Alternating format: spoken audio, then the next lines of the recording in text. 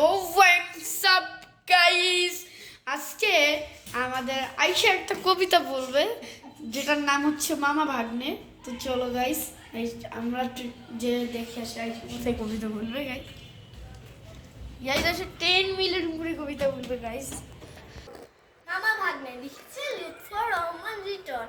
বন থেকে এক বাঘ এলো এই শহরে, রূপলি ধল শহরে লেজ নাড়িয়ে হাঁক দিল সে সামনে দিয়ে কোন যাতা হে তু।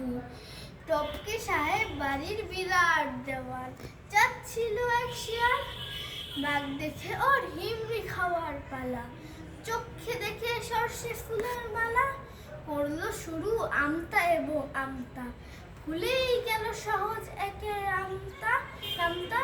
বাঘ শুধালো কোথায় বাড়ি, জলদি বাতাও হালুম, চেহারাটা চেনা চেনা মাগার নেহি মালুম, মাগার নেহি মালুম। বলল শেয়াল সারে গারে গামা, কেমন আছেন মার ছোট ভাই মামা। তাই শেষ।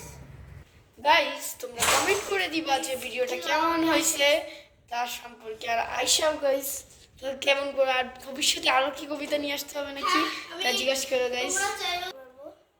আর তোমরা যদি চাও কবিতা তাহলে আমি বলতে পারবো, আর যদি আরো শুনতে চাও তাহলে বলবো। তো বাই বাই।